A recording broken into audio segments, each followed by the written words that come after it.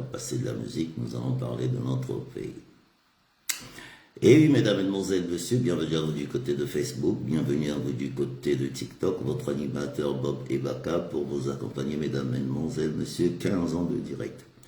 Bonsoir à vous du côté de Filou, Simon, Matete, Kibosi, Kibwende, Amon, Madia, Matumbo, Brusso, Lebanda, Maseka, Dolizy, si je puis me permettre, je n'oublierai pas.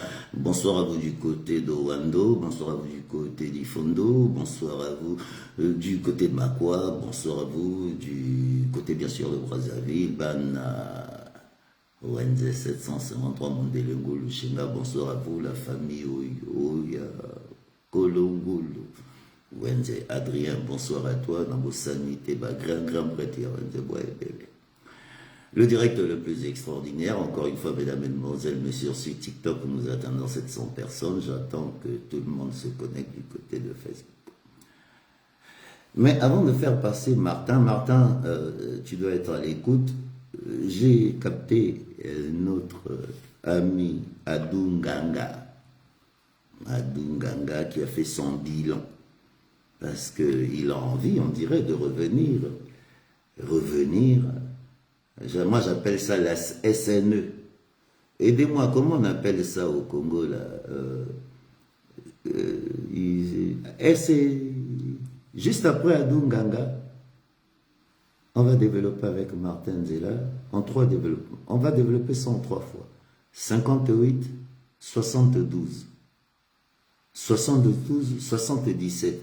77, 82, 82, 87, 87, 91, 91, 97, jusqu'en 2026. Nous avons le temps de développer. Préparez-vous, mes frères et sœurs, parce que j'ai beaucoup de questions. J'écoute Martin depuis 1 an sur les réseaux. Martin, on se connaît. J'estime qu'il m'avait caché son côté. J'ai dit, bon, ben écoute, voilà, TikTok commence à signaler. Nalobi n'a pas les sautés. Baban déjà re-signé. Ah, comment ils appellent ça? E2CH. Bon, voilà, Adunganga. Martin, écoutons Adunganga. Juste après, voilà, il commence déjà à me taper. C'est pour ça que je dis, mes frères, voilà, ça commence. TikTok, voilà. Et ben, on écoute Adunganga. Juste après Martin Zela. On fera le point. Je lui poserai la question. Et parce qu'effectivement, vous savez, les coupures au Congo, c'est très grave. Il y a des gens qui ont des congélateurs pleins, il y a des gens qui ont des nourritures, qui font les courses pour un mois. Aujourd'hui, on ne peut plus faire des courses pour un mois au Congo. C'est pas possible. Tu le fais, tu perds de l'argent. Parce que quand ils décident... Maintenant, écoutez. Je l'ai écouté, j'ai dit, je veux partager ça avec vous. Bienvenue à toutes les personnes qui viennent de nous rejoindre, mesdames, mesdemoiselles, messieurs, votre animateur Bob Ebaka pour vous accompagner. Écoutons Ado juste après Martin.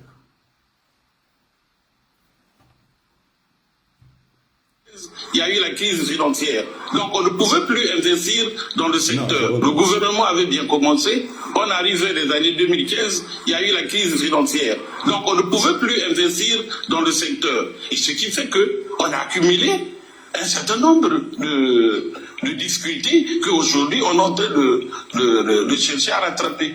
Monsieur le directeur général, merci. Vous avez épinglé les efforts, nonobstant les efforts qui ont été consentis dans le secteur énergétique, notamment au niveau de la société énergie électrique du Congo. Aujourd'hui, la desserte par intermittence de l'électricité dans les ménages se pose aujourd'hui plus bientôt 30 ans, depuis la fin des troubles sociopolitiques de 97 jusqu'à aujourd'hui. À quand les Congolais seront desservis pendant une année sans discontinu en électricité? De la perception de tout un chacun. Vous dites depuis 30 ans, c'est faux ce que vous dites. Pourquoi? Parce que en 2021, en faveur de tout ce que nous avions fait à Pointe-Noire par devant, nous avions renforcé les capacités de postes sources, notamment au niveau du poste de Mongokamba 1. On a mis un transformateur de 70 MVA. Écoutez. Et grâce au PEDU, à partir de là, on a créé des filières, c'est-à-dire des lignes qui partent de là vers les quartiers. Le PEDU a conçu 30 postes. Nous, on en a conçu jusqu'à la date d'aujourd'hui près d'une 50aine. Pratiquement 2021-2022, il n'y avait plus de délaissage à Pointe-Noire. Donc on ne peut pas parler de discontinu. Bon, nous sommes arrivés à Brazzaville. Pratiquement la même chose. À Tchelampo, nous avons installé un transformateur de 70 MVA que ECARES a pu faire. Alors que ce projet datait depuis les années 2010 avec l'AFD qui avait promis le financement. Ça n'a pas, le financement finalement n'a pas eu lieu. Et ECARES a pu s'organiser avec les banques de la place, avoir un financement qui nous a permis de faire ces travaux-là. On a construit près de 50 postes dans la ville de Brazzaville. Et je pense que tout le monde le sait, en 2023, il y avait eu une amélioration significative au niveau de la ville de Brazzaville. Tout le monde l'a reconnu. Mais il ne faut pas parler qu'il y avait des êtres. Non, ça c'est votre perception. Mais d'autres, par exemple, pensent qu'il y a eu amélioration quand même. Amélioration, il y a des problèmes. Si aujourd'hui, si nous avons eu des problèmes, c'est parce qu'on a eu des problèmes d'avarie de transformateurs. Pourquoi il y a l'avarie? C'est parce que quand vous avez des installations et que les financements ne suivent pas, et que la demande est là, puisque la ville est en train de s'accroître, d'agrandir, les gens ont besoin d'électricité. Et à cela, il y a des gens qui font des branchements pirates, qui font de n'importe quoi dans le réseau, et ces défauts-là, parfois, remontent vers les transformateurs des postes sources. Et on a eu l'avarie donc du transformateur à Djiri, on a eu l'avarie du transformateur à Tchelampo et un autre à Mono. Et c'est ça qui a amené les problèmes que nous avons en ce moment. Mais nous ne sommes pas restés les bras croisés. On a trouvé d'autres solutions.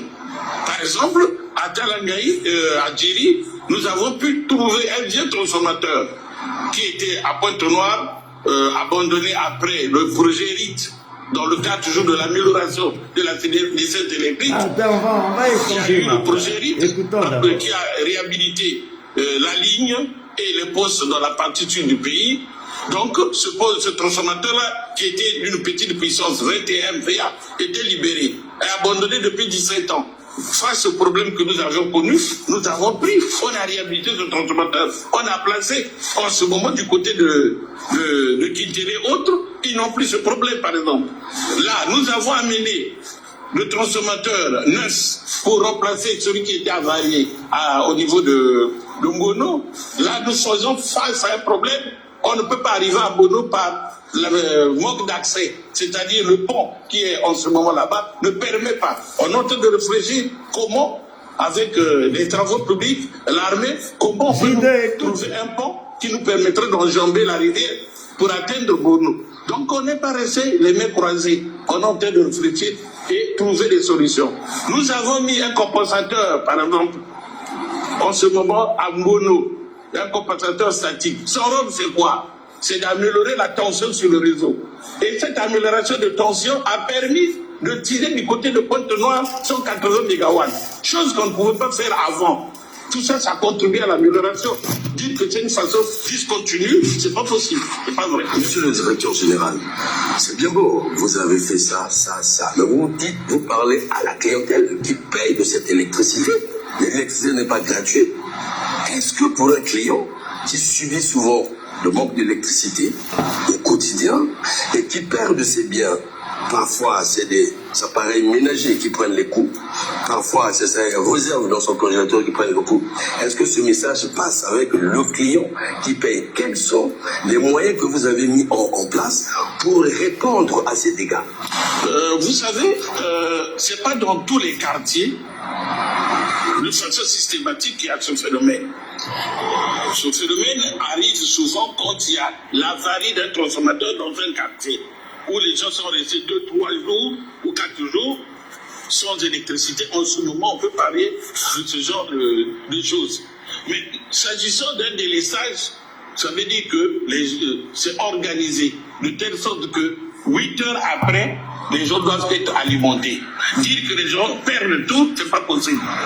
Les gens perdent ce compte, il y a vraiment cette avarie. Oh, nous nous sommes organisés de telle sorte que depuis des années, qu'un quartier ne peut pas rester plus de 2 jours dans l'obscurité parce que nous avons des réserves des transformateurs que nous commandons. Non. Il y a des quartiers qui font un mois sans courant. Comment on arrive à déceler? N'oublions pas que nous sommes dans un pays où il y a des gens, quand il y a quelque chose qui est bien fait par les autres, n'acceptent pas. Ils sont parfois là en train de crier tu as tout compris. des pannes dans les quartiers pour que les gens boudent. Vous vous souvenez, nous avons eu des autres zones allées cisailler 3 pylônes. Mais les 3 pylônes, c'était pour mettre Bravi dans le chaos. Et quand j'ai réagi vivement, on a donné les formations à la population a compris, et nous nous sommes battus au moins d'un mois, on a rétabli l'électricité. Mais quand nous on allait sur les lieux pour travailler, mais la population était là encore en train de nous acclamer. Parce qu'ils savaient que ça c'est un acte délibéré pour mettre l'entreprise dans les problèmes. Et souvent dans les quartiers c'est ça. Vous trouvez des jeunes gens. L'électricité, c'est pas seulement écarissé. L'électricité, on apprend partout dans les écoles. Et il y a beaucoup de jeunes qui sont au chômage. Qu'est-ce qu'ils font? Parfois, ils vont dans les quartiers. Bon, nous, on fait un délissage normal. Eux, ils coupent, ils font autre chose. Et parfois, dans ce qu'ils font, il y en a d'autres aussi qui vont voler des câbles dans des postes. Le cuivre dans le poste, quand ils font ce forfait-là la nuit, le matin, la population se retrouve dans l'obscurité, ils pensent qu'on a délesté. Au fond, on n'a pas délesté. Tant que cette population ne vient pas vers nos agences pour donner l'information, on ne peut pas savoir que dans tel quartier, les gens sont dans l'obscurité. Et dès que nous avons l'information, on agit vite pour rétablir en face. Donc, le gouvernement avait bien commencé, on arrivait des années 2015. Donc c'est la faute de vous les gens du quartier. Comment vous les gens du quartier, vous n'avez pas de courant et vous n'allez pas se plaindre à la je sais plus, CDE ou SN, j'en sais rien, j'ai même pas envie de répéter parce que depuis qu'on a changé on a changé ces noms-là, les babes n'avaient à courir comme. Mais comment courir comme un C2, 3D? Ça veut même dire quoi? Donnez-moi la définition de C2, 4, 2 ou je sais plus, bobengango soki nini. Ya biloko na lobaka baje ya mutu na se makolo likolo. Voilà Adunganga, champion de Congo. Boulonné kako danser. Les réseaux à monipe. Ah, on a tout à qui konga mataka na muka république. Il va ombrer les journalistes batoba somba rabani bani. Ba bolomba. Ya baje na bino mutu na se makolo likolo. Mboka na mboka libabe. Et mboka tatolo, mboka baje, mboka mutuna se makolo. Depuis 58, c'est pour ça que je voulais échanger avec Martin. Parce que baba mboka ni banda depuis badatouana. Mais bana mère bino robo boulete. Mais comment mboka bobi mampiara bafuta rabato te mboka bato basala mboka bato bakenda ba mata bakenda rien. Nous avons un problème. Et moi, j'écoute Martin souvent. C'est là où j'ai dit, bon, nous devons échanger. Plus que, en écoutant Martin, j'ai compris qu'il y avait de ces choses, qui n'étaient pas claires. Parce que moi, j'ai eu à interviewer beaucoup d'écrivains, beaucoup de personnes. Je me suis toujours posé la question, est-ce que les Babé Nabi se banda depuis 58 t? Maintenant, on va en parler. Martin, bienvenue dans Ebaka Show. Comment vas-tu? En tout cas, bonjour et merci Bob pour cet appel. Ben oui, parce que j'ai vu tout à l'heure, tu t'éclatais dans la musique. Hein? Pardon, je t'ai pas bien entendu. J'ai vu que tout à l'heure, tu t'éclatais dans la musique avec tout ce que j'ai pu là. Ah oui, mais il y a quelque chose de politique dans la musique. Hein? Vous comprenez, on comprend tous ici l'intérêt qui a été de porter comme ça cette musique reconnue aujourd'hui comme patrimoine mondial de l'UNESCO. Il y a quelque chose de véritablement congolais dans la rumba. Hein? On retrouve là, à travers ces sons musicaux, un peu de la nonchalance qui nous habite, hein, parce qu'on est lent dans notre façon de faire, et on retrouve avec ces rythmes de la musique que nous avions dans cette musique qu'on appelle le rumba, il y a comme quelque chose et qui fait bercer, et quand tu entends ça, finalement, tu te laisses faire, ça t'entraîne. Ah ben oui, parce que même moi, je suis là souvent, je suis tellement ému souvent, même moi-même, quand je mets la musique, j'ai envie même de... Ouais, il y a des morceaux, c'est pour ça tu me vois m'éclater. Martin, merci d'avoir accepté mon invitation. Bienvenue dans Ebaka Show. Nous sommes sur Facebook, YouTube et TikTok. Bonsoir à toutes les personnes qui sont connectées. Martin, moi j'ai envie de comprendre. Je t'écoute, je te vois échanger. Martin, bon, on va essayer surtout les mots, parce que tu sais que TikTok, tu connais les principes des TikTok, il y a des mots que nous devons faire très attention, parce que j'ai pas envie qu'on parle en lingala, j'ai envie que les gens comprennent un tout petit peu qu'est-ce qui arrive au Congo en ce moment, surtout d'où ça vient. Martin, moi j'ai discuté avec nos hommes politiques en 58, effectivement, je vais revenir sur 58, la première guerre, quand je dirais les premiers échanges entre le Nord et le Sud est parti, quand je dis échange, tout ce bordel qu'il y a eu après, enfin, voilà, je commence déjà à sortir un mot qui est interdit sur TikTok. Toutes ces petites choses-là qu'il y a eu entre le Nord et le Sud. 58, j'avais appris que c'était à cause d'une femme qui était enceinte de 7 mois et puis bon, cette femme-là a eu des problèmes, ça pétait. Entre 58 et 59. Et après, j'ai appris que c'est le président Opango, qui était Mboshi, qui a dit non, ça va pas se passer comme ça. Vous ne pouvez pas aujourd'hui prendre le président Youlou, le traité des Moulins, si vous arrêtez Youlou. Et puis, je trace rapidement l'histoire que nous avons appris. Et nous arrivons, et ben après, nous arrivons, 58, au Pango, Youlou, bon, Youlou, beaucoup de pression, bon, c'est même là où j'ai même appris que Jean-Michel Ebaka a fait partie des gens qui ont fait fuir Youlou. Et bon, je viens même me rendre compte que je suis un descendant de Youlou. Et juste après, Youlou, Massamba Deba arrive, et puis bon, il arrive, grève syndicale, 68, Ngouabi arrive au pouvoir. Et puis quand Ngouabi arrive au pouvoir, toujours bon, une fois le Nord au pouvoir, parce que les 2 premiers mandats c'était le Sud, le Nord au pouvoir, et nous nous retrouvons face à toujours les mêmes problèmes, aujourd'hui 77. Bon, voilà, on va déjà s'arrêter là. 58, 61, qu'est-ce qui s'est passé entre Youlou, Opango, Massamba Deba, avant d'arriver à Ngouabi? Alors, je commencerai d'abord pour rappeler à tes auditeurs une anecdote. Vous savez, longtemps le fleuve Congo, qui est là, était pas connu ici au niveau de l'Occident. Et les explorateurs qui étaient ici à la source du Nil vont finalement finir par découvrir qu'il n'y a pas que le Nil, il y a un autre fleuve intérieur, c'est le fleuve Congo. Et l'explorateur en question, en rentrant à Londres, il va écrire dans ses documents avoir trouvé là où se coulent les entrailles du diable. Vous pouvez retrouver ça dans un document des explorateurs, le nom m'échappe. Il n'avait pas écrit avoir trouvé le fleuve Congo, mais il avait trouvé par où coulent les entrailles du diable. Vraiment, l'expression est significative. Il dit avoir trouvé par où coulent les entrailles du diable. Donc le fleuve Congo, pour lui, c'est un peu, c'est-à-dire que ce sont ces conduits-là qui drainent ici tout le flux du diable. Donc vous voyez par là, en le disant, on comprend aisément ce qui habite en politique, en social, en économie, un peu l'ensemble des pays de par où coulent les entrailles du diable. Et c'est vraiment dans la compréhension de ces entrailles du diable-là que tu me poses ici, finalement, depuis les indépendances jusqu'à aujourd'hui, on parle que de violence à répétition. Et on se pose même la question, quand est-ce que nous allons finalement voir ici une paix durable?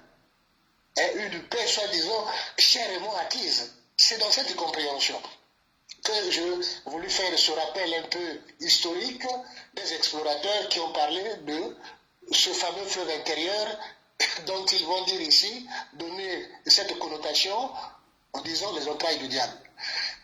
Youlou, Opango, je pense qui d'autre encore. Massamba Deba. Youlou, Opango, Massamba Deba. Oui, Massamba Deba. En tout cas, ils ils sont tous ici pionniers. Il y a Jean-Félix Tikaya également. Ils sont les pionniers en politique, dans l'espace politique congolais. C'est des gens qu'on disait à l'époque les évolués. Ils étaient d'une catégorie supérieure, qu'on disait, parce que les Blancs, ceux qui étaient allés à l'école, les Français les avaient assimilés comme étant Français à part entière. Ils faisaient partie de ce qu'on appelle catégorie des hommes supérieurs. Il faut dire que déjà à l'époque, même quand le Congo accède à l'indépendance, nous étions peut-être l'un des rares pays, vraiment au niveau de l'Afrique centrale, à avoir déjà près de 800 Congolais qui avaient le niveau de bac et plus.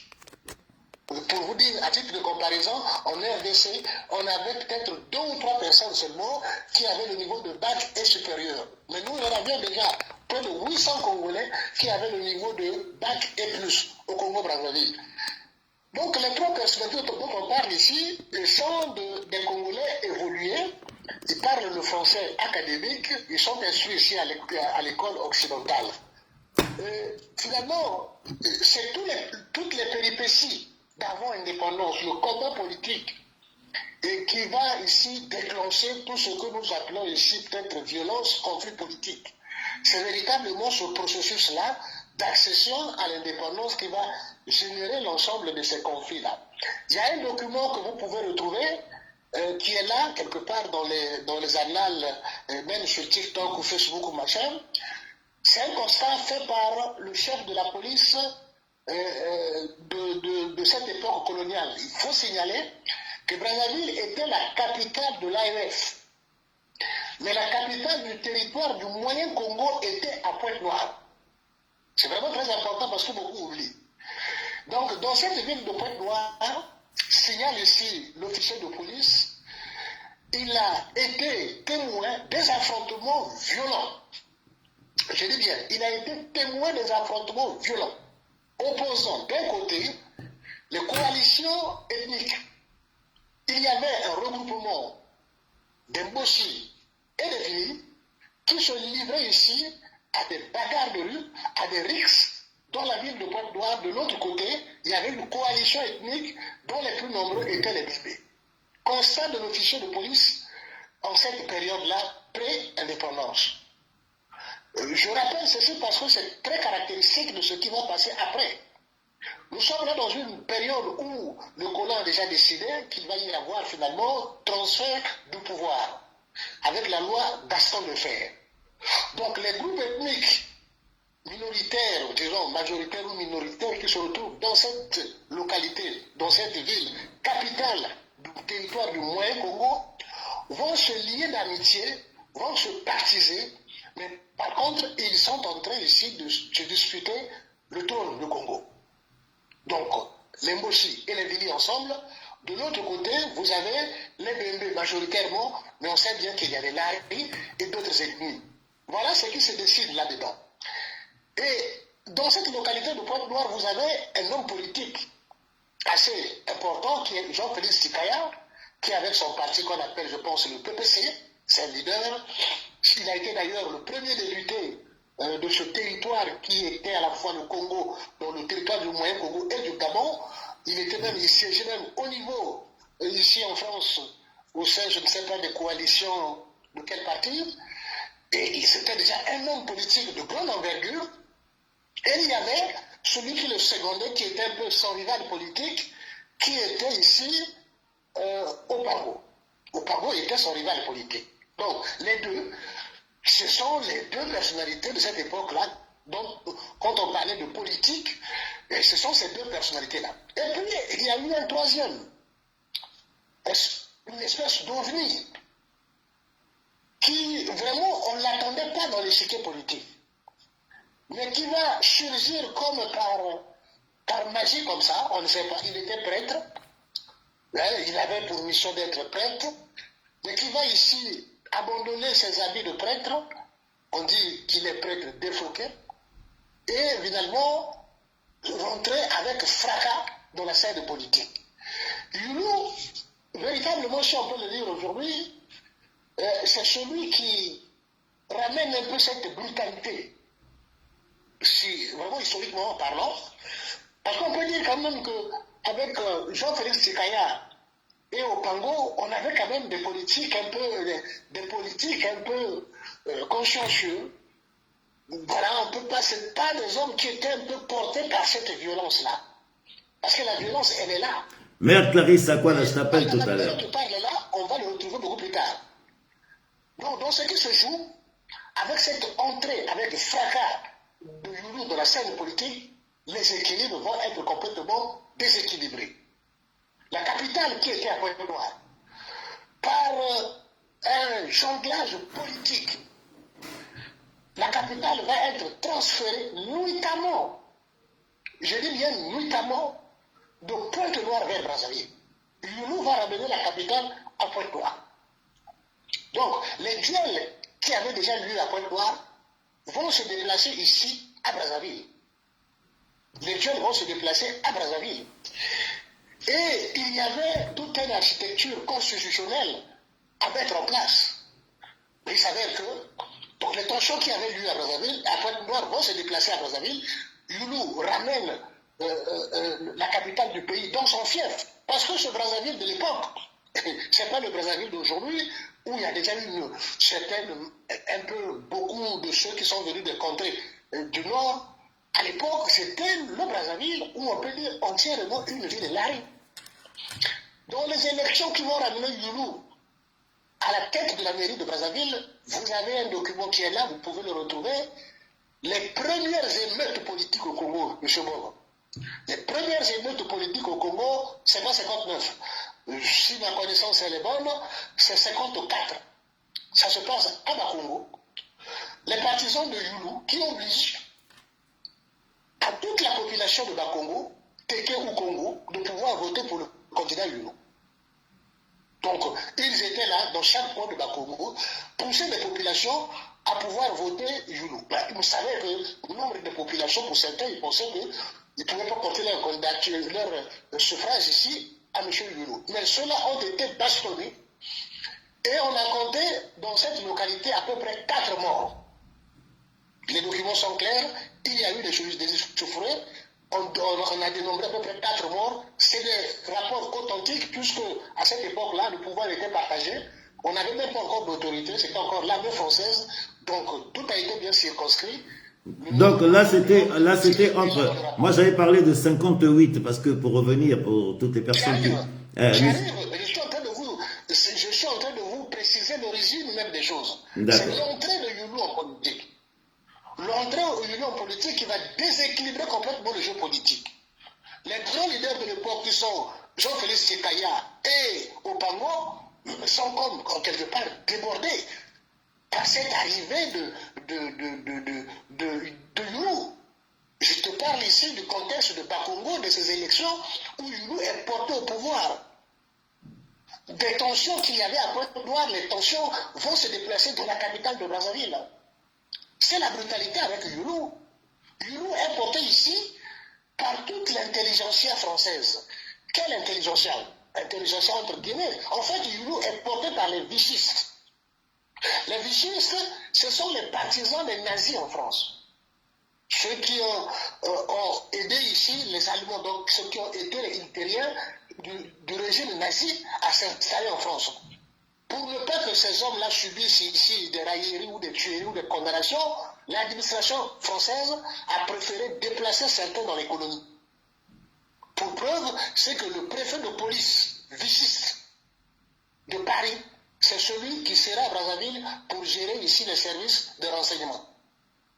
Je dis bien le préfet de police vichiste, donc de l'époque nazie, ici à Paris, c'est celui qui va, une fois que le Congo accède à l'indépendance, même un peu plus avant, c'est lui qui est là au cœur même des services de renseignement au Congo-Brazzaville. Son nom échappe. Donc, Youlou est porté par tous les réseaux, on peut dire, de pré-Focard. Ce sont des réseaux de Focard qui, pas pré-Focard, en fait, Focard qui le portent au pouvoir. Et c'est la raison même de cette brutalité. Il faut imposer quelqu'un par la force. Voilà l'origine des tensions qui sont en train de se passer en ce moment-là. D'accord, avançons. Avançons. Nous arrivons, Youlou, nous avons à peu près compris. Qu'est-ce qui se passe entre la démission de Youlou, pour avancer, la démission de Youlou, l'arrivée de Massamba Deba et Ngouabi juste après, pour qu'on avance. Alors, il y a un autre élément.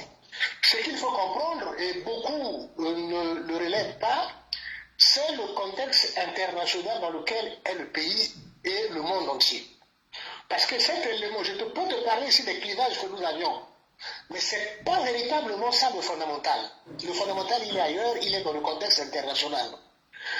Dans le contexte international, vous avez cette bipolarité du monde entre les pays de l'Est et les pays de l'Ouest, le bloc capitaliste.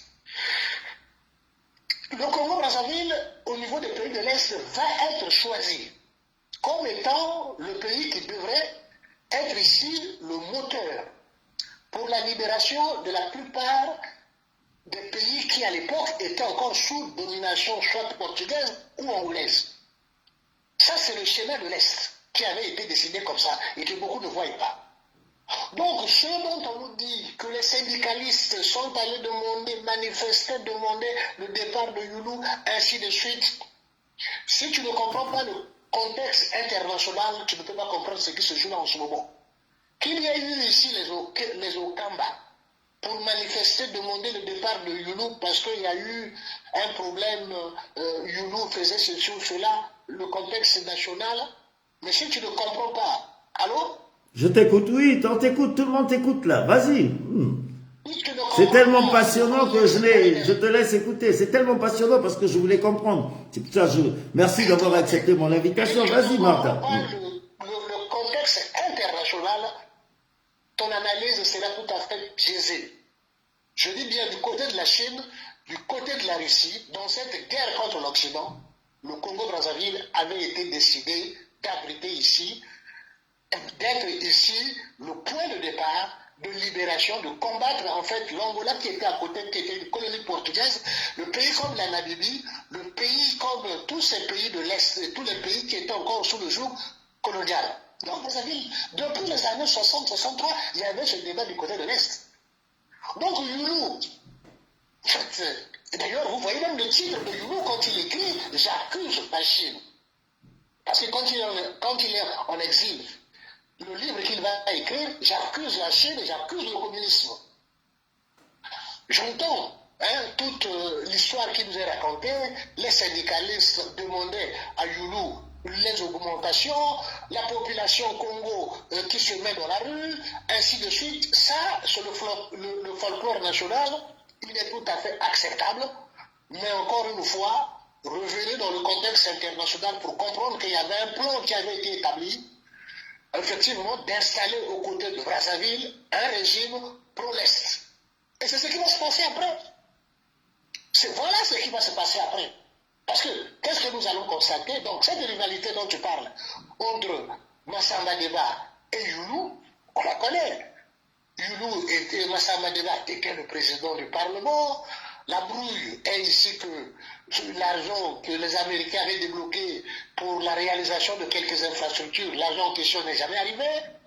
Youlou accuse Massamba Deba, les deux rentrent en conflit, Youlou et Massamba Deba est démis de ses fonctions, ils se retrouvent à Boko, les syndicalistes quelque part constatent, parce que Youlou va ici imposer un programme d'ajustement structurel, on peut le parler ainsi, par exemple parce que les véhicules de l'État, à partir de 14 heures de plus, fassent circuler dans la rue parce que ça a engagé les dépenses de l'État. Les syndicalistes vont demander ici demander beaucoup au président. Le président n'arrive pas à satisfaire ça. Eh bien, la population de Bakoumou se soulève. Youlou qui parle ici à la population en arrive. Tout ça, c'est acceptable. Mais n'oublions pas, ici, le véritable enjeu était que le Congo devrait tourner vers l'Est. Et c'est le projet qu'il va réaliser après. On va porter comme ça Massamba Deba au pouvoir. Massamba Deba est dans le gauche, mais tous ces jeunes qui l'accompagnent, beaucoup pensent que peut-être Massamba Deba est tiède dans sa vision du socialisme. Il est tiède, mais il y en a qui sont vraiment, véritablement affichés à l'Est. Ils sont affichés à l'Est, et tu comprends bien. D'ailleurs, toi, tu as bien vécu, le Congo qui va commencer comme ça à abriter tous les pays, donc les bases de ceux qui sont devenus aujourd'hui, soit les autorités en Namibie, en Angola, au Mozambique. Tout le monde avait trouvé refuge chez nous.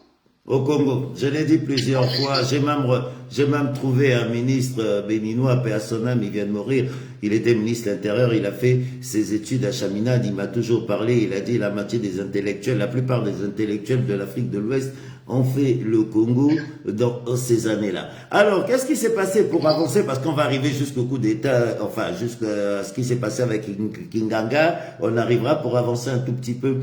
Entre Ngwabi atterrit là comment? Comment Ngwabi arrive? Mais dans cette rivalité, il s'avère que les jeunes qui arrivent, il y en a qui sont poussés, hein, il y en a qui pensent que Massamba Deba ne tient pas les choses, Massamba Deba qui parle ici d'un communiste à la Bantou, il y en a qui parlent que d'un communisme scientifique. Bon, dans cette rivalité, il faut savoir qu'il y a deux tendances, et puis il y a ces officiers qui sont passés ici en France, qui ont quand même vu ce que c'est le mode occidental. Il y en a qui ont vu le mode occidental et qui ne comprennent pas ici les tourments qui habitent Mariam Ngouabi dans cette idée de révolution, de communisme. Mais qu'est-ce que c'est ça finalement? Où est-ce qu'on veut aller?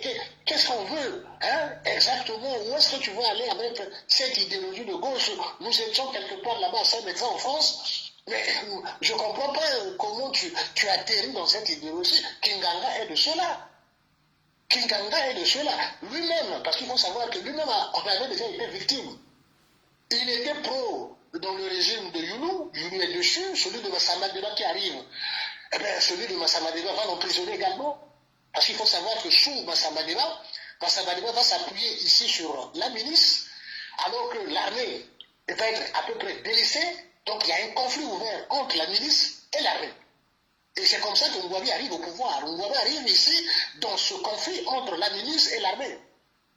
C'est comme aujourd'hui où nous avions une milice quelque part et en rivalité avec l'armée, le président qui s'appuie sur la milice, à un moment donné, les autorités de l'armée décident tout simplement de ramener les choses dans l'ordre, de rééquilibrer les choses, à peu près. C'est comme ça qu'il faut comprendre ici. Donc, à cette époque-là, en tout cas, les gens avaient jugé favorable l'arrivée de Ngouabi, de remettre un peu l'armée au centre du jeu. Donc, Kinganga avait été, déjà à l'époque, il a été mis en prison. Donc, il a apporté son soutien d'ailleurs à l'arrivée de Ngouabi au pouvoir. C'était un ami pour lui. Mais il était dérangé. On avance parce que... On va avancer parce qu'il y a quelqu'un qui me demande des passeports, c'était dans le programme, on va parler, mais ben moi j'étais là, il faut comprendre qu'on arrive là. Arrivons maintenant, entre Kinganga, qu'est-ce qui se passe entre 72, 75 jusqu'à 77?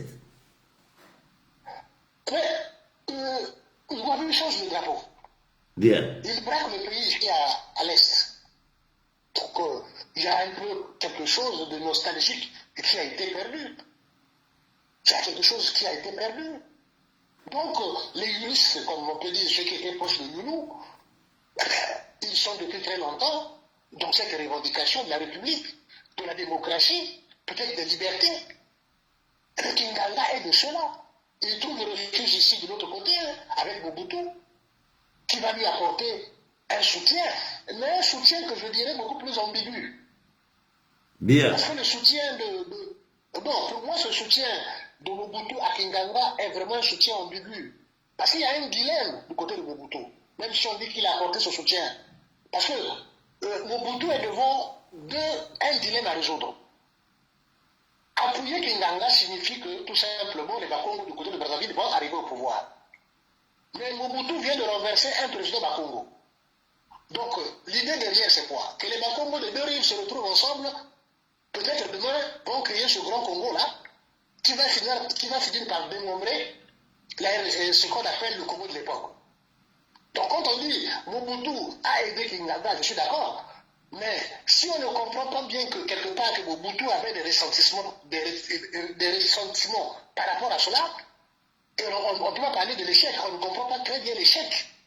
Parce que je me pose la question, comment Mobutu, avec le soutien des Américains, a financé une telle opération pour que ça puisse faire un tel échec retentissant. Donc il y a cette compréhension que nous devrons faire. Si ça a échoué également, c'est que les Français qui tenaient les services de défense et de sécurité au Congo ont également joué de beaucoup pour que Kinganga n'arrive pas. Ce n'est pas le discours officiel là, que Ngouabi avait abattu Kinganga avec l'arme, non. c'est parce que les Français étaient sur le terrain et que les Français n'ont pas permis que ce coup d'État ne se réalise.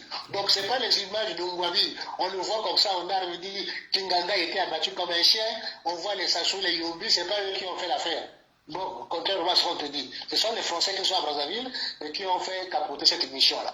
Arrivons en 75, 77, parce que là, bon, bah, c'est là où j'ai fait ma première colonie. Je me suis même rendu compte que Jean-Michel était l'un des premiers directeurs d'Elf Congo.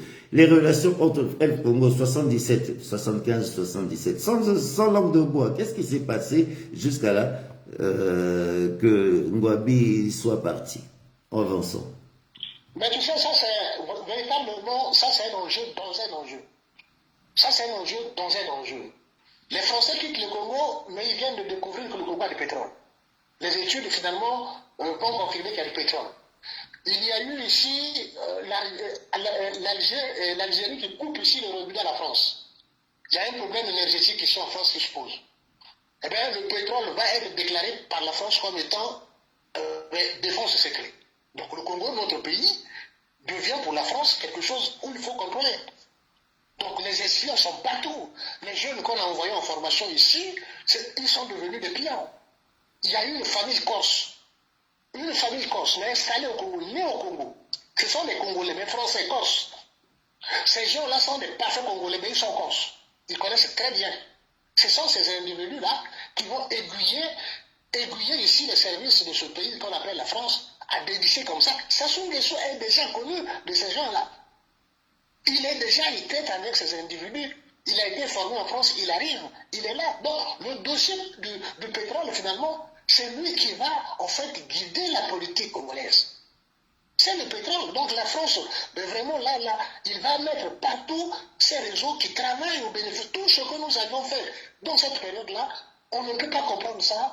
Même l'accession de Sassou Nguesso au pouvoir, si vous ne le liez pas avec cette directive qui a été prise en France, que le pétrole devienne quelque chose de stratégique.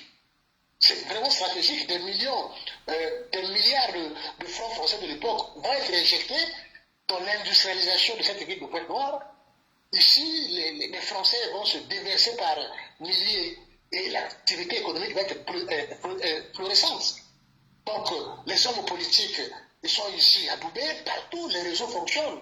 Donc, la politique de cette époque-là est entièrement, véritablement française. Avançons. Pire encore,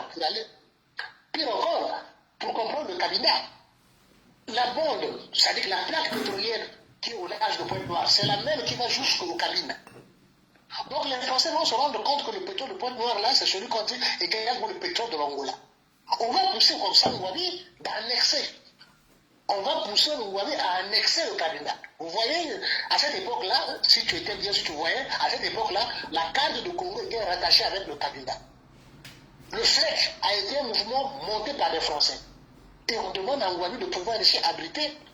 Ngouabi, au nom de ses liens de solidarité avec l'Est, il se retrouve entre le bateau et l'enclume.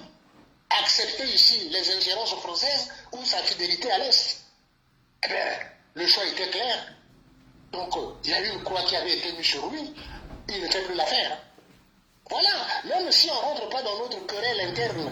Voilà, donc là, je te soutiens véritablement les enjeux au niveau international pour que tu comprennes ce qui se passe après, c'est ça. Donc, on va décider tout simplement de le supprimer. Ce qui se passe. Vas-y, non. Il y avait un fidèle. Allons-y.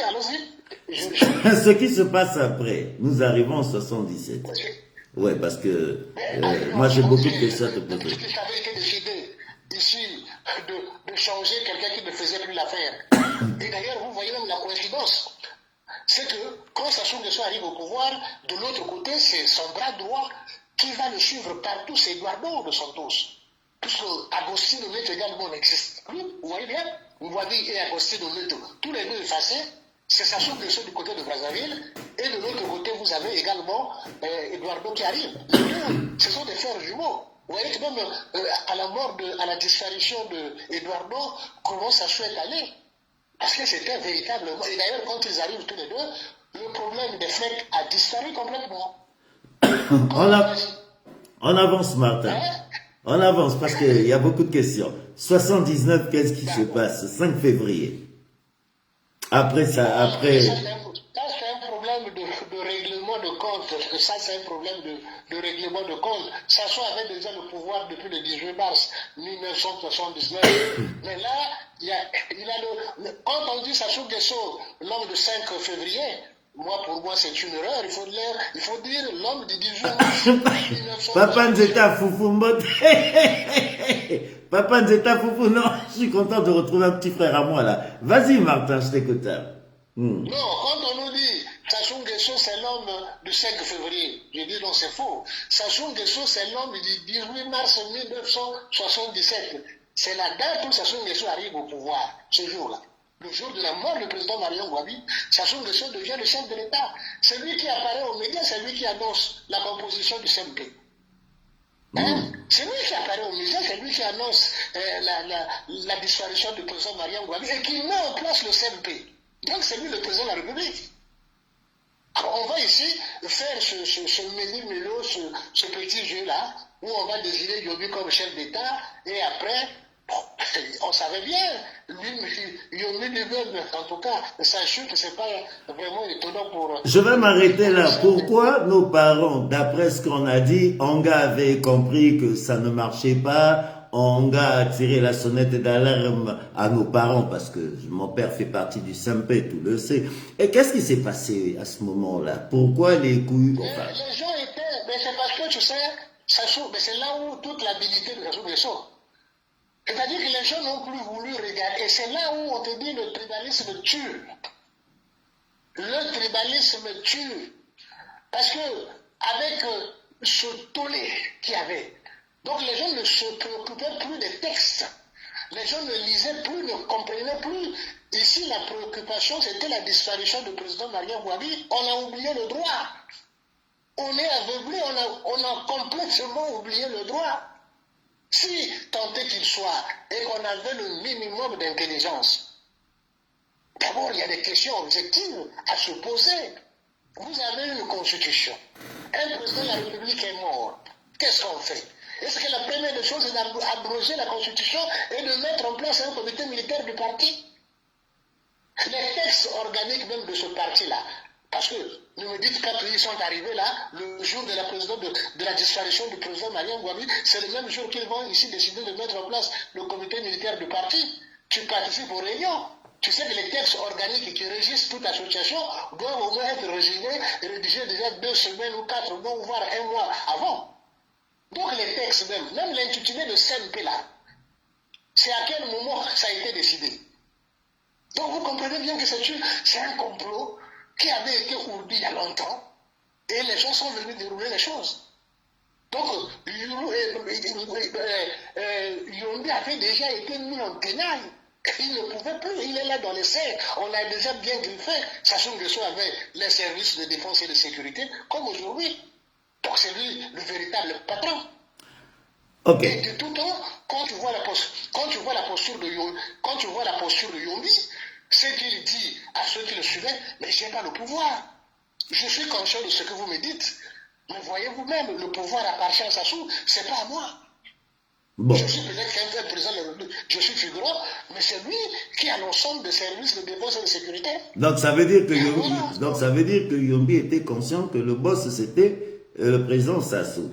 Ok, on avance. Qu'est-ce qui se passe entre 84, la libération de Yombi, 87, l'arrestation des Kouyou, président Sassou va prendre l'Ouya, et là je me rends compte que tous les officiers Kouyou sont arrêtés. Je ne sais pas si tu connais cet événement jusqu'à arriver à la conférence nationale en 91. Tu as encore quelques parents qui sont vivants, et il faut devoir discuter avec eux, parce que ce qui se passe en 77, à la lecture que je viens de te faire ici au Congo, Nicolas le dit à la conférence nationale. Oui, il le dit. Au Congo, Nicolas, c'est pour ça que je te pose cette question. Qu'est-ce qui se passe entre l'arrestation des Kouyou en 87? Je me rappellerai toujours de cette date. Mais je viens. Au Congo, Nicolas dit ceci. Il dit Angolo, mais il faut accepter que nous avions commis ici, nous avions été manipulés, nous avions commis des exactions dans ce pays. Il faut accepter que dit camarade Ngolo. Et il reconnaît que parmi nous, il y avait un qui était beaucoup plus malin. C'est ce qu'il dit lui-même. Donc, ils étaient parents de Ngouami. Ils étaient ici omnibulés par la disparition. Donc, le côté légal des choses, le côté droit, ils ont complètement abandonné. Mais c'est qu'au fil du temps, quand la conscience commence à revenir un peu, et ce qui va se suivre après, la montée, ici, la montée en puissance de Denis Sassou Nguesso, certains vont commencer à faire. Et surtout la manière avec laquelle Sassou va déposer Yombi, alors là, c'était la goutte d'eau qui avait débordé le vase. Encore que Yombi soit président, vous perdez à la fois Ngouami, Kouyou. Vous perdez ensuite Yombi, Kouyou. Alors non, c'était le trop. Donc, les refuges Kouyou, encore au sein de l'armée, quand Sassou arrive, ils ne vont pas déposer les armes. Ben, Le point d'orgue avait été donné en 86. sans te couper, En 86, je vais faire un témoignage là, parce que je me rappelle de cette date, le 5 février, quand le président Sassou prend le pouvoir, il arrive chez moi, il est 15 h, il vient voir Jean-Michel pour dire à Jean-Michel, nous avons gagné, on va travailler. Jean-Michel a regardé le président, il a dit, tu as gagné, j'arrête de travailler. Et il a arrêté de travailler depuis le 5 février jusqu'à 79, jusqu'à sa mort. Jusqu'à ce que quand le président Lissouba arrive pour le rappeler. Enfin bref, je voulais, juste pour que l'histoire soit complète, parce que c'est le jour où Jean-Michel a commencé sa vie de prison. À partir du 5 février. Bref, je voulais juste rajouter cette partie parce que tu l'expliques tellement très bien que je me suis permis d'arrêter. C'était tellement insultant. Mais ce qu'il vient de faire là, il vient insulter ton père. Ce qu'il fait là, c'est ça. Bino Bakoyo, Bolingo Lassani, c'est ça. Quand il passe là pour voir ton père, c'est ça ce qu'il voulait dire. Vous m'avez toujours, bien que je suis avec vous, mais vous m'avez considéré ici comme un sous-homme. Je vous montre qu'en fait, le vrai homme, c'était moi. Quand il passe voir votre père, voilà ce qu'il lui dit là. Appelez ton père à travailler avec lui, c'est insultant. Quand même, vous allez perdre coup à coup. Le président, votre président, Ngouami Kouyou, vous perdez encore un autre Kouyou qui est Yombi. Ah non, c'était du trop. Trop. Donc, beaucoup de Kouyou qui étaient encore à l'époque dans les services de défense et de sécurité, depuis ce jour, nombreux pensaient toujours à prendre leur revanche. Et 86, c'était 84, 80, je pense à partir de 85, 80, tout avait été bouclé. Non, 84, Jean-Michel, il a envoyé à Madingou, il exige la libération de Yombi, Lobby est libéré en 84, les Kouyous se sont sentis un peu forts, et en 87, on les jette tous en prison. Voilà. Mais dans cette période-là aussi, en tout cas, certains Kouyous qui sont encore là, pas forcément ceux que tu parles, pensent aussi que bon, le moment est arrivé. Sassou partait rendre son tablier de secrétaire général de l'OUA, il ne revenait plus. Et si cette histoire a capoté, c'est parce que c'est encore un autre Kouyou qui va trahir. Bien. Avançons. Voilà. Si cette histoire de 86 a capoté et que ça soit encore jusqu'aujourd'hui, c'est parce qu'un autre Kouyou, a trahi. Nous savions qui a trahi. C'est l'histoire, la preuve, beaucoup sont morts. On continue parce que on va arriver sur l'actualité congolaise. On continue. Qu'est-ce qui se passe? 87, presque 91, assemblée, conférence nationale, laver les mains. Qu'est-ce qui se passe entre 91 et 97? Martin, j'ai envie que tu nous expliques comment nous sommes arrivés sur le bordel. En tout cas, ceux des parlementaires de la transition ont trahi la conférence nationale. C'est pas que la conférence nationale n'a pas fait un travail remarquable. Nous avons, le diagnostic avait été ici posé sur cette période. Les directives ont été tracées. Sassou Nguesso n'aurait jamais été candidat. Sassou Nguesso nous doit jusqu'aujourd'hui de l'argent. Parce que la conférence nationale lui avait demandé de payer je ne sais pas combien. Il devait à l'État congolais presque 3 milliards de francs CFA pour sa mégestion antérieure. Je ne sais pas s'il a déjà réglé la facture. Il ne devrait pas être candidat. Il y avait également, parmi les directives de la conférence nationale, du souvent aussi qui ne devrait pas être candidat. Tous ceux qui avaient des crimes de sang, passibles ici des crimes de sang, des crimes économiques, et divers, ces gens ne devraient pas briguer ici, briguer le fauteuil de chef d'État. Mais seuls le Parlement de transition ont trahi cette promesse, ont trahi cette exigence. Et ceux qui ont trahi, ils sont à la fois avec Sassou et avec le Chouba. Ce sont ceux qui vont être après avec Sassou et avec le Chouba. Ce sont les deux qui vont se coaliser pour torpiller les actes de la conférence nationale. Mettre ici Milongo en difficulté, mettre le président de l'Assemblée en difficulté. La voie était toute tracée pour le Sassou et le Chouba de revenir dans le jeu politique.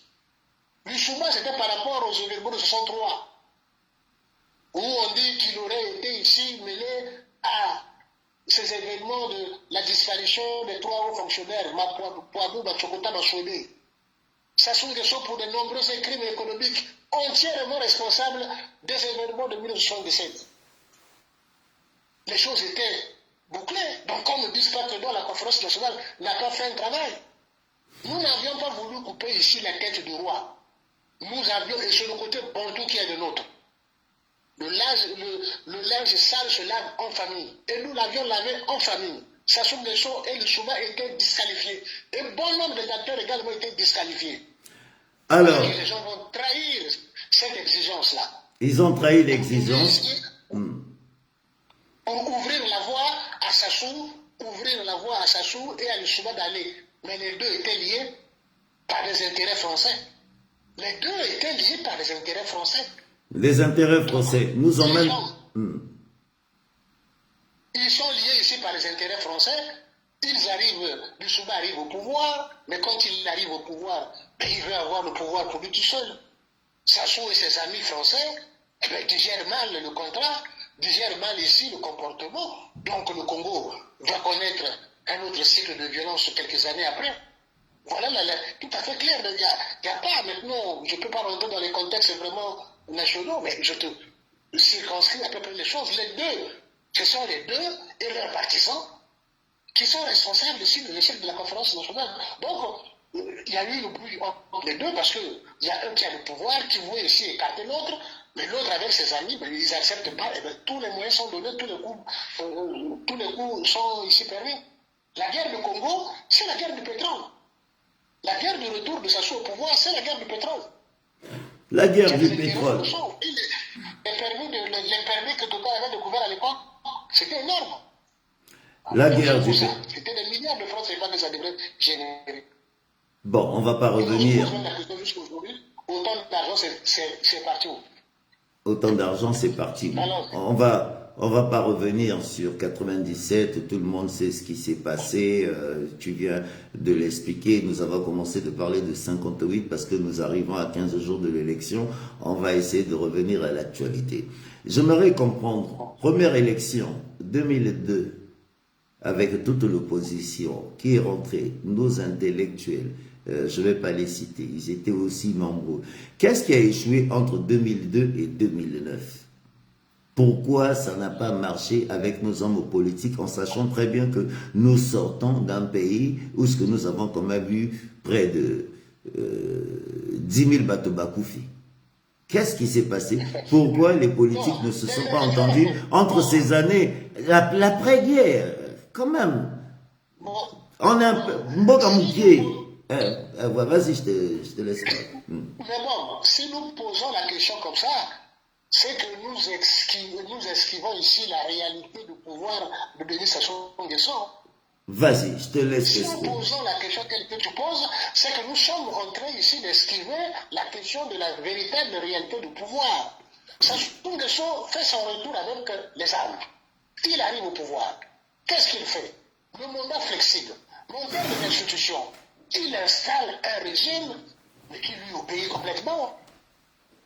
L'armée, ce n'est plus une armée républicaine. Ce sont ici les parents, les familles, ce sont l'ethnie, c'est l'ethnie qui prend le commande du pays. En ce moment, comme je dis ces jours-ci, l'unité est brisée, la direction du pays est aux mains d'une ethnie. Dans un tel contexte, Quel est le schéma que tu veux que l'opposition puisse ici remporter une élection libre, démocratique et transparente? Ceux qui ont accompagné Sassou Nguesso à travers le livre Le Manguier, le fleuve et la souris découvrent là, à partir de 2002, ces changements dont je te dis. Ils ne comprennent plus la démocratie que Sassou Nguesso parlait, mais là on se retrouve avec Sassou Nguesso, fidèle continuateur de l'œuvre de Paris Ngouabi. En fait, il n'a jamais changé. C'est toujours ce monsieur, ce dictateur. En tout cas, sa vraie personnalité apparaît finalement aux yeux des Congolais. Donc, dans un contexte comme ça, quand j'ai dit, quelle est la stratégie, pourquoi l'opposition ne réussit pas? Mais c'est parce que nous ne voulons pas prendre la réalité de ce que c'est le pouvoir de Sassou Nguesso. Il s'agit d'une dictature militaire. Une dictature militaire. Quel est le schéma démocratique que vous pouvez avoir par rapport à une ethnie, il faut le dire, à une ethnie qui a des armes? Je dis bien à une ethnie qui a des armes et qui est en train de faire la chasse aux autres. Je ne cesse pas de... Allô, est-ce que vous m'entendez? Je t'entends, tout le monde t'entend. Nous sommes pratiquement près de 1600 personnes sur TikTok. Quel est le schéma démocratique? Quel est le schéma démocratique par rapport à cette réalité? Et nous sommes là en train de prendre les échappatoires comme nous faisons. Essayer, mais nous avions tout essayé. Nous avions eu le général Moukoko, nous avions eu le Paco, ceux de 2002 également, qui ont fini par déposer parce que le G tout était pipé. On est là, au point de départ. On est là au point de départ. En tout cas, Martin, il est 1h59 pour 1600 personnes sur TikTok. 10 000 gens, formidable. Continuez. Martin, revenons à l'actualité. En tout cas, c'était formidable parce que sinon, on va pas s'en sortir. Très belle. Nous avons tout donné. Il y a les gens qui me demandent, les passeports, qu'est-ce qui se passe? Il est où au bois? Nous sommes à 15 jours de l'élection présidentielle. Martin, déjà cette histoire de passeport, en parlant de ça, demain il y a une grande manifestation à Paris, donc pour ceux qui ont des problèmes vraiment de passeport demain, mobilisez-vous. Hein. Je ne sais pas qui organise cette manifestation, mais en tout cas, c'est vraiment pour une cause formidable. Les passeports, qu'est-ce qui se passe? Martin, revenons à l'actualité. Je parle de 2015.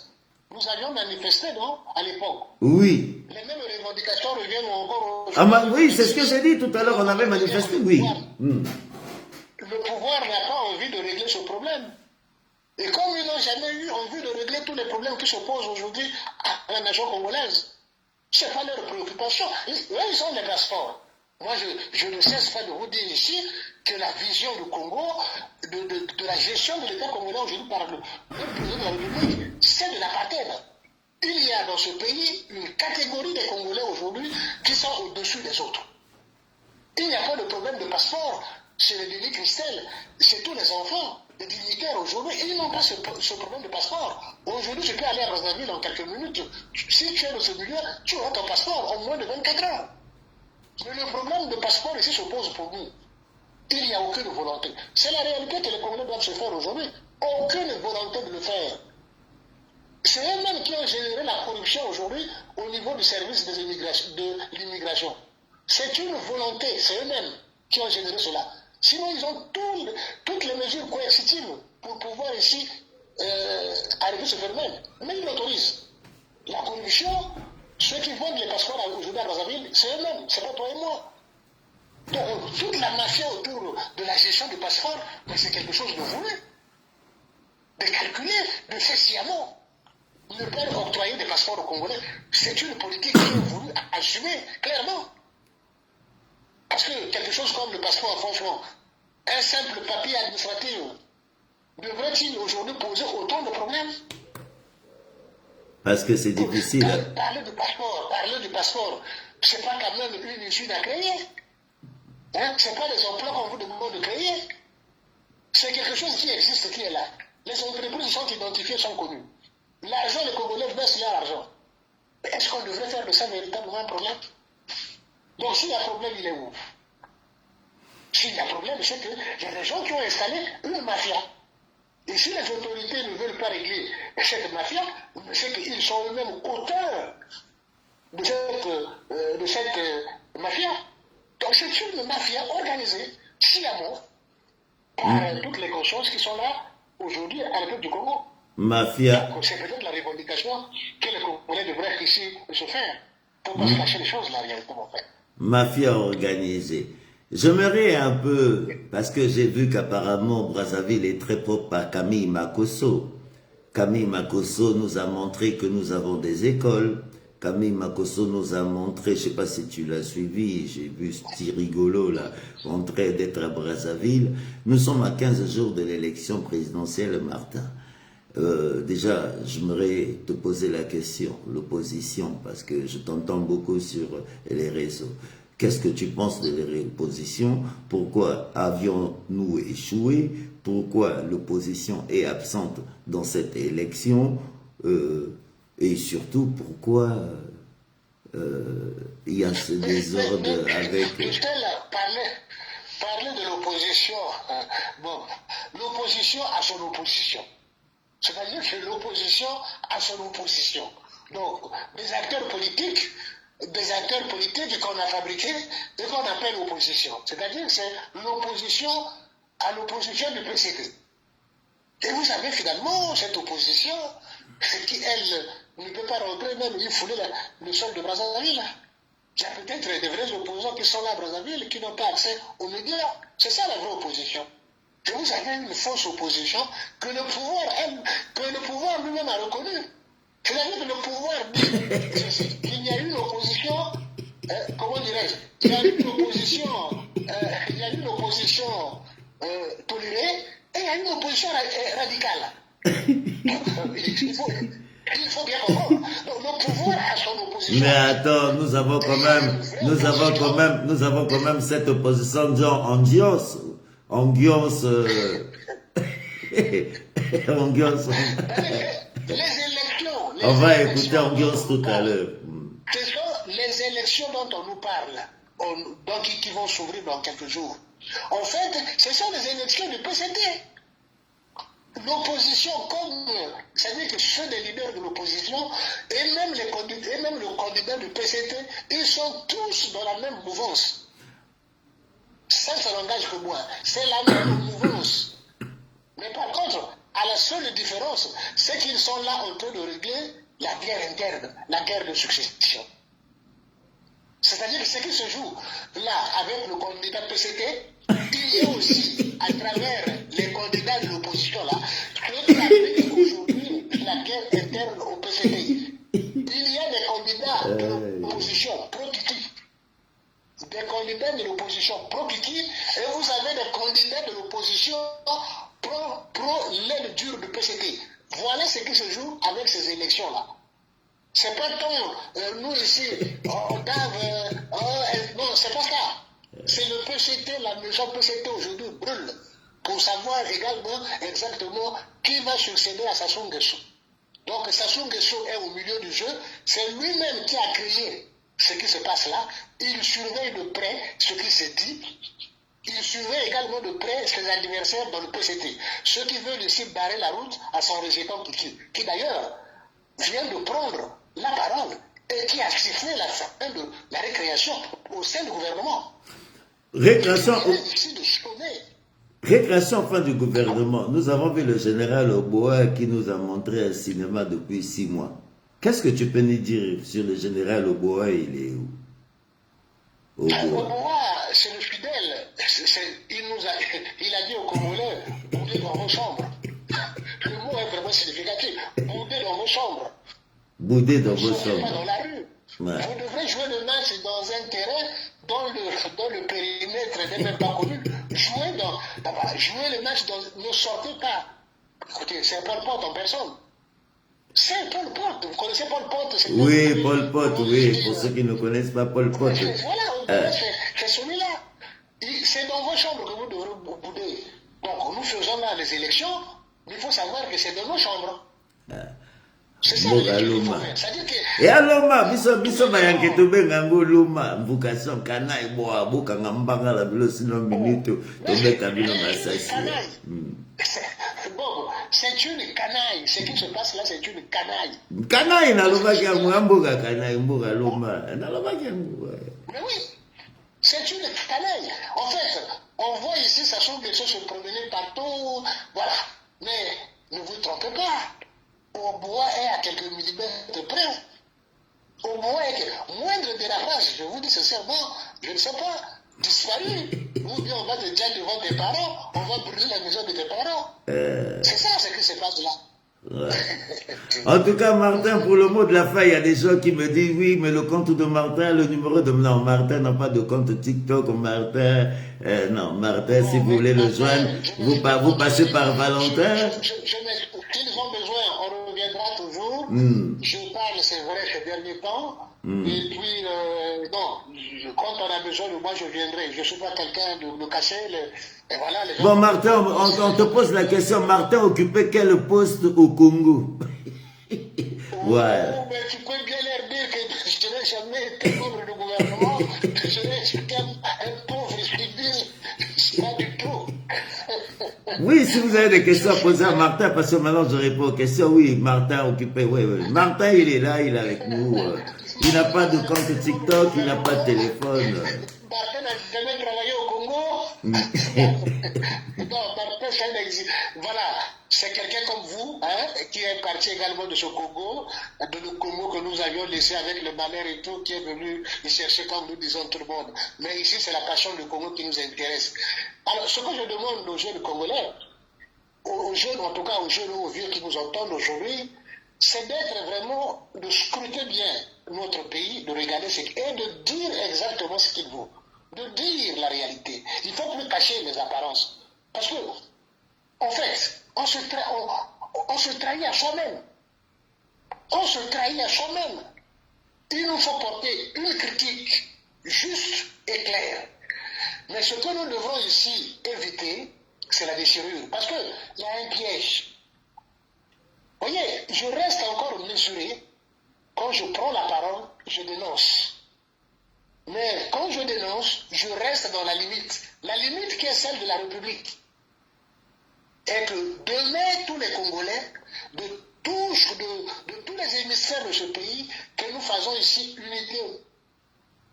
Et nous faisons déjà l'unité, puisque quand nous nous retrouvons dans nos mariages, Bob qui parle là est le parfait mélange de ce mariage. Il est véritablement l'unité, sa personne même, c'est l'unité du Congo. L'unité que nous connaissons, que nous avions dans nos familles. Il y a encore, c'est vrai, aujourd'hui nous parlons, nombreux qui ont encore la conscience dans l'ethnie. Nombreux. Mais c'est tout le travail que nous devons faire aujourd'hui. La nation également, c'est une construction. Nous sommes aujourd'hui en train de vivre notre antiquité politique. Parce qu'il faut, pour arriver dans les temps modernes, en politique, il faut d'abord faire une antiquité politique. Ce dont nous vivons encore au Congo, c'est de l'antiquité politique. Ne vous désespérez pas. Continuez toujours à faire ce travail de conscientisation, d'apporter un peu la lumière à ceux qui sont dans l'obscurité, que nous avions un pays à construire. Et nous avions besoin de cette unité parce que la rivalité au niveau du monde nous accable. La Chine aujourd'hui a arrêté le Congo. La France veut revenir encore. Les pays comme le Brésil, les États-Unis convoitent également nos pays. Donc si nous ne réalisons pas notre unité, déjà que la Chine a déjà acheté le Congo, demain nous ne risquerons carrément de plus exister. Regardez le nombre de Congolais que nous sommes aujourd'hui à l'extérieur du pays. Je me déplace ici en France, deux fois j'arrive dans les localités où il y a 20 ans, il n'y avait pas autant de Congolais. En tout cas, j'ai le cœur déchiré quand je vois autant de Congolais, autant de jeunes, force vitale d'un pays, se retrouver aujourd'hui à être nombreux dans une ville comme Grigny. Grigny est devenue une ville congolaise. Mais Grigny, moi j'ai atterri à Grigny en 87. Grigny Centre. De voir autant de gars, autant de jeunes quitter le pays, servir un pays qui n'est pas le leur, alors que le Congo a besoin de développement. Donc, nous devrons réaliser notre unité, et c'est un impératif catégorique, je vous le dis. Et c'est sur cette bataille-là, ne vous désespérez surtout pas. La nation, c'est comme ça. Il y aura peut-être ceux qui vont partir, mais nous devrons aussi avoir cette exigence de bâtir notre unité. La solution, ce n'est pas ici de morceler un petit territoire de 342 000 km². La seule solution qui vaille, c'est l'unité. Et nous devrons la réaliser. Peu importe. Ceux qui sont au pouvoir aujourd'hui, c'est aussi des Congolais. Ils nous écoutent. Et ils peuvent aussi changer leurs habitudes. Je pense que j'en ai fini, Monsieur Bob. Ben en tout cas, Martin, ça a été un plaisir pour moi. Je vais t'envoyer vraiment la copie de la soirée. C'est vrai que j'oublie souvent de faire la photo. Nous sommes près de 75, je sais même pas pourquoi, près de 2000 personnes en direct pour 8000 j'aime. Martin, je ne puis que te dire merci. Tu vas aller voir les commentaires, va voir les commentaires avant que je ne coupe TikTok parce que je n'enregistre pas, mais ce qui est sûr, j'ai enregistré sur Facebook, donc vous allez retrouver, pour ceux qui veulent resuivre cette émission, vous allez sur mon YouTube demain matin, vous recevez Martin. Martin, merci encore une fois d'avoir accepté mon invitation. Prochaine invitée, demain, Clarisse Akwala.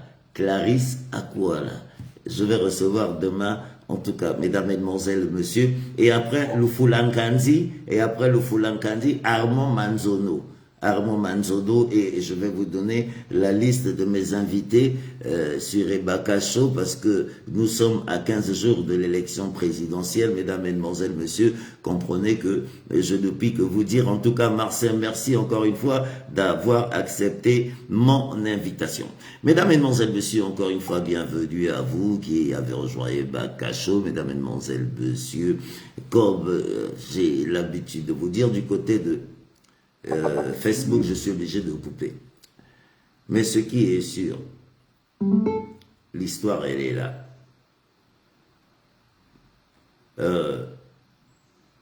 Pour ceux qui veulent aller manifester, parce que demain, c'est les passeports, c'est quand même une histoire. Vous avez une manifestation demain. Pour ceux qui en seraient... Vous savez, arrêtons de ces petites manifestations à être 10, 20, 15. Manifester, c'est votre droit. Les passeports. Bonne soirée à vous du côté de Facebook et que Dieu bénisse le Congo.